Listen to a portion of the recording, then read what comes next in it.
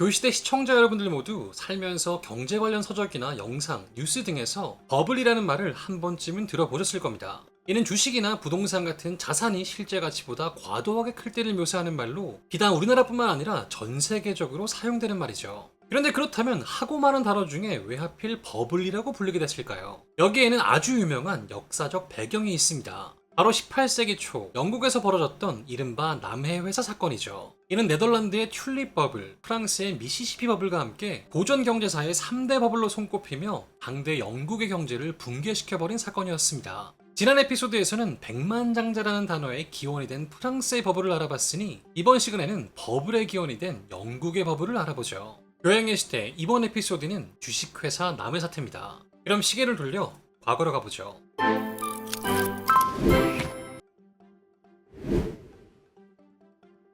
18세기가 시작된 유럽 대륙에는 전운이 감돌고 있었습니다. 그리고 결국 1701년 이른바 스페인 왕위 계승 전쟁이 발발했죠. 그런데 이는 이름과는 다르게 유럽에 수많은 열강들이 참여했고 유럽 본토는 말할 것도 없이 식민지까지 전쟁터로 만들어버린 대규모 국제전이었습니다. 전쟁은 무려 13년간이나 지속되었고 당연히 각국은 막대한 전비를 지출할 수밖에 없었습니다. 그리고 오늘의 주인공인 대영 제국도 사정은 마찬가지였죠. 그런데 그렇다면 영국의 왕실은 그 많은 정비를 어떻게 마련했을까요? 일단 1차적으로는 당시 초기 중앙은행의 역할을 하던 영란은행에게 빌렸습니다. 그러나 전쟁이 장기화되자 영란은행에게도 한계가 찾아왔고 결국 왕실로선 부유한 국민들에게 돈을 직접 빌려야만 했죠. 그런데 문제는 전쟁이 10년 이상 이어지다 보니 왕실의 부채가 지나치게 증가했다는 겁니다. 이제 원금도 아니고 이자만 갚는데 세수의 절반이 날아가는 상황이었으니 이는 왕실에게 엄청난 부담이었죠. 그런데 바로 이때 왕실에게는 한 가지 매력적인 오퍼가 들어왔습니다. 그 오퍼의 주인공은 당시 재무장관이었던 로버트 할리였죠.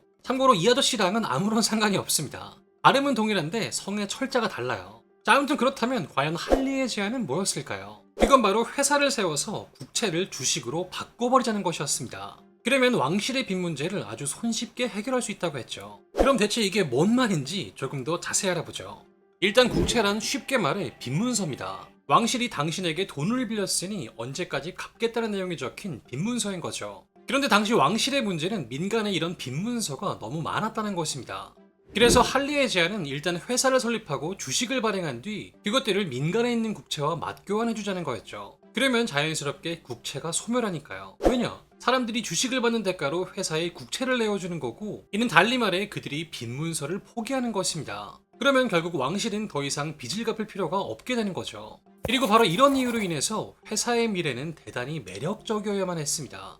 사람들이 국채, 즉 돈 받을 권리를 포기하면서까지 회사의 주식을 갖고 싶게 만들어야 했으니까요. 근데 갓 태어난 신생회사가 그런 엄청난 매력을 가질 방법이 뭐가 있었겠어요. 그러니 결국 치트키를 쓸 수밖에 없었겠죠. 그게 바로 왕실이 부여한 남미 지역의 독점 무역권이었습니다.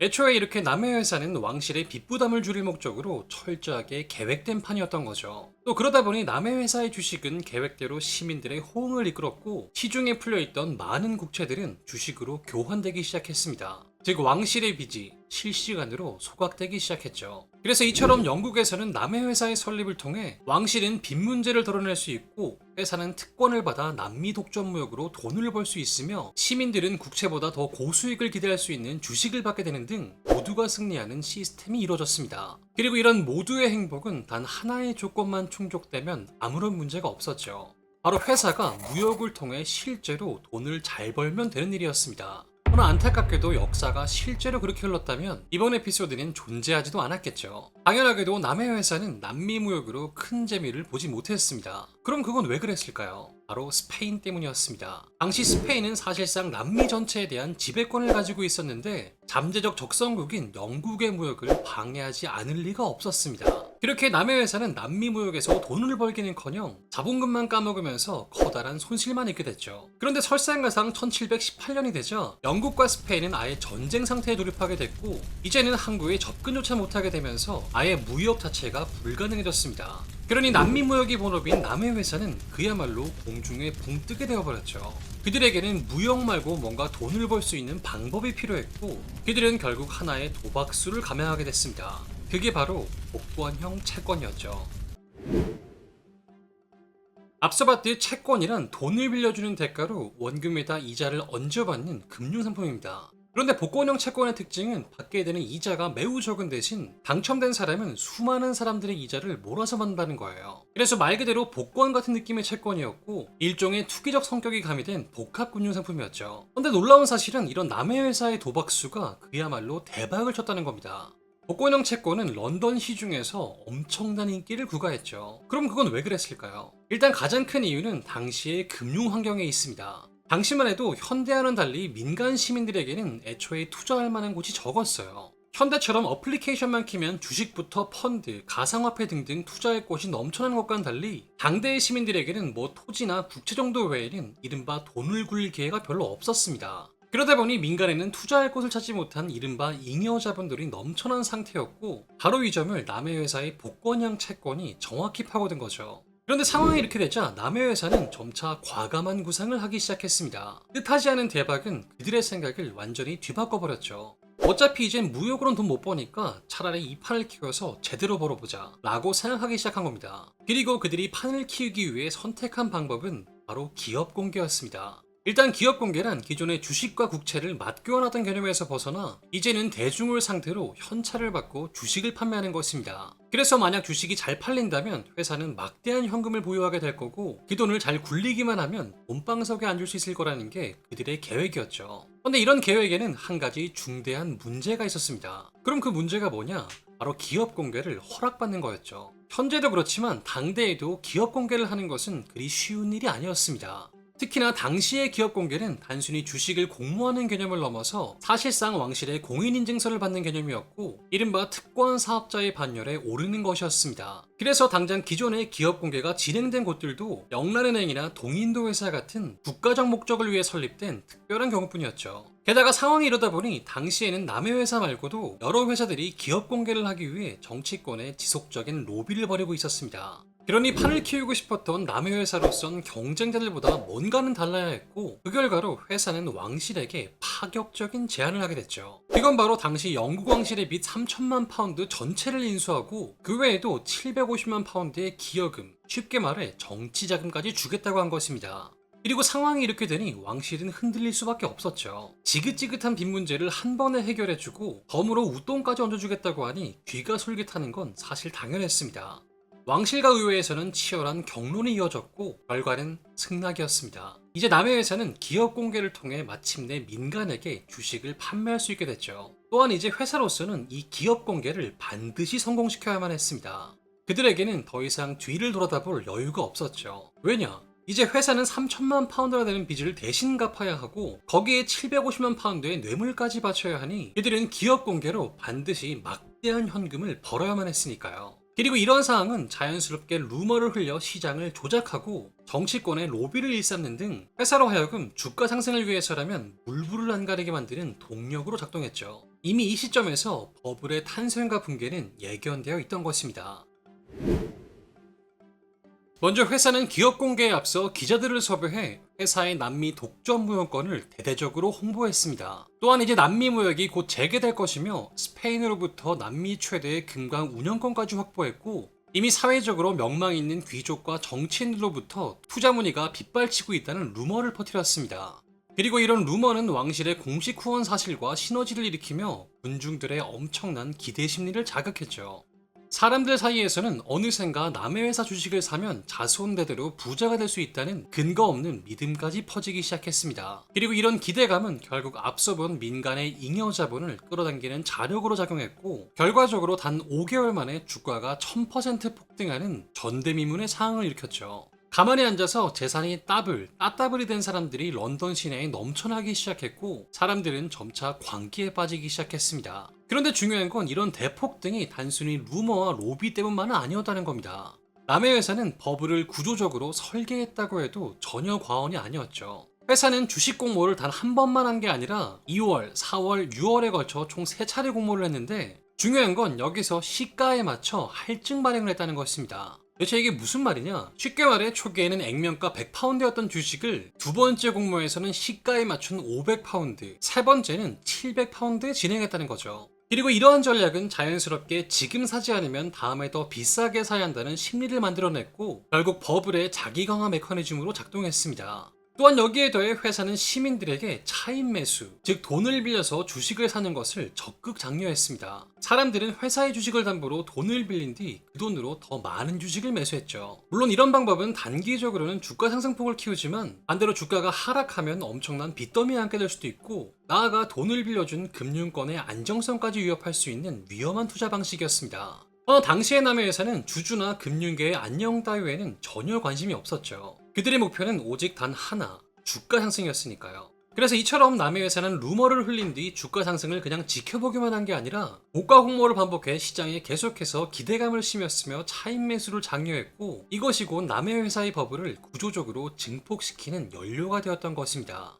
결국 남의 회사의 버블은 철저히 계획된 거대한 인재였던 거죠. 1720년의 런던은 그야말로 광기에 사로잡혀 있었습니다. 아무런 실적도 없는 회사의 주가가 오직 믿음만으로 치솟는 비정상적인 상황이 벌어지고 있었죠. 게다가 이런 현상은 비단 남의 회사만을 두고 벌어진 일이 아니었습니다. 남의 회사가 광풍을 일으키며 엄청난 돈을 벌자 다른 회사들도 앞다투어 민간에 주식을 팔기 시작했죠. 물론 이는 불법이었지만 남의 회사가 저렇게 돈방석에 앉고 있는데 당장 주저하고 있을 겨를이 없었습니다. 그렇기에 런던에는 여러 회사의 주식이 넘쳐나기 시작했고 또 마찬가지로 그것들도 뜬 소문과 함께 급등하기 시작했습니다. 결국 당시 영국의 증시는 단어 그대로 거품투성이가 되었고 그 규모는 무려 국내 총생산의 7배에 달할 정도였죠. 그리고 이 7배라는 수치가 얼마나 심각한지 이해하려면 현대의 감각으로 비교해보면 돼요. 보통 오늘날에는 일반적으로 증시 규모가 GDP를 넘어서기 시작하면 버블의 징조로 간주됩니다. 헌데 당시의 영국은 단순히 넘어선 정도가 아니라 무려 7배였다는 거죠. 특히 남의 회사 하나만으로도 시총이 1.6억 파운드에서 1.9억 파운드로 추정되는데 이는 당시 영국 GDP의 약 2.5배에 달했으니 그야말로 엄청난 버블이 껴있던 거죠. 그리고 당연하게도 이런 상황은 영원히 지속될 수 없는 것이었습니다. 먼저 불법적으로 발행된 수많은 주식들이 시장에 넘쳐나자 자금이 분산되면서 자연스레 남의 회사의 주가가 점차 흔들리기 시작했습니다. 그러자 사람들은 어느샌가 위화감을 느끼기 시작했죠. 지난 6, 7개월간 말도 안 되게 올랐던 주식이지만 어느샌가 지금 이게 맞나? 라는 의구심이 생겨났던 겁니다. 지금은 약간 하락한 거지만 더 떨어지면 어쩌지? 지금 팔아야 되나? 라는 생각을 하는 것도 무리는 아니었죠. 그리고 바로 이런 상태에서 마침내 외부로부터 방아쇠가 당겨졌습니다. 1720년 9월이 되자 회사의 내부자들과 그들로부터 정보를 받은 정관계 인사들이 주식을 팔아치우기 시작한 겁니다. 그리고 이런 움직임은 소문으로 빠르게 퍼지면서 사람들이 앞다투어 주식을 매도하기 시작했죠. 그리고 이런 물결은 어느샌가 걷잡을 수 없는 탕류로 바뀌었고 사람들은 평정심을 잃은 채 패닉에 빠져 주식을 던지기 시작했습니다. 남의 회사의 주식은 급격하게 폭락을 거듭했고 결국 12월에 이르자 액면가 수준까지 추락해버리고 말았죠. 집단적 광기에 휩싸였던 런던은 한순간에 절망의 도시로 변해버렸고 길거리에는 파산해버린 사람들로 인산인해를 이뤘습니다. 그리고 이런 집단적인 절망은 곧이어 왕실에 대한 경로로 바뀌었죠. 기업 공개를 해준 당사자가 바로 왕실이었으니까요. 왕실은 부랴부랴 남의 회사 사건에 대해 진상조사를 지시했고 이를 통해 남의 회사와 결탁한 정부 관료를 파직함으로써 성난 시민들의 민심을 달래야만 했습니다. 특히 이때 당시 재무총감이었던 존 에이슬러비는 내부 정보 외에도 2만 파운드에 상당하는 주식까지 뇌물로 받았었고 그 결과로 하원과 추미런에서의 영구 제명과 동시에 런던탑에 투옥되기까지 했죠. 여담이지만 남의 회사 사건에는 우리에게 친숙한 저명 인사들도 투자를 했었는데 대표적으로 과학의 그분 아이작 뉴턴과 음악의 어머니 펜델 등이 있었죠. 근데 재미있는 사실은 이 둘의 운명이 극명하게 갈렸다는 것입니다. 뉴턴의 경우 그야말로 고점에 사서 저점에 판매한 케이스로 유명한데 이로 인해 평생 모아온 재산의 9할 가까이를 날려버리고 말았죠. 그래서 이로 인해 천체 움직임을 계산할 수는 있어도 인간의 광기는 계산할 수 없다는 명언 아닌 명언을 남기기도 했습니다. 또한 반대로 핸들의 경우 최저점에서 매수하여 최고점일 때 매도함으로써 엄청난 차익을 실현했고 이를 바탕으로 말년에 음악 아카데미를 설립하기도 했죠. 그럼 오늘의 이야기를 정리해보겠습니다. 남의 회사 사건은 버블을 원하는 탐욕이 또 다른 탐욕을 만나 벌어진 거대한 인재였습니다.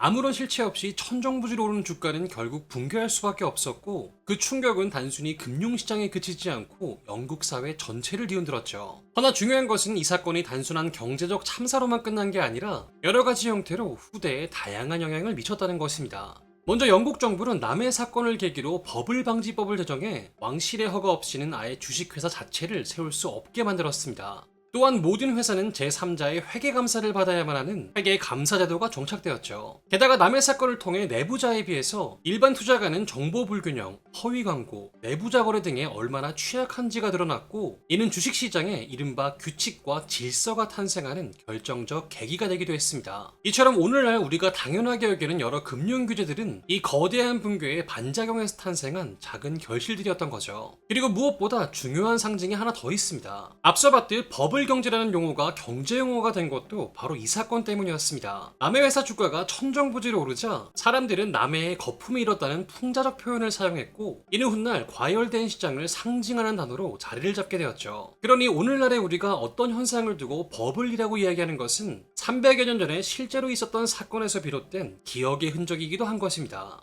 교양의 시대 오늘의 이야기는 여기까지입니다. 또 봐요.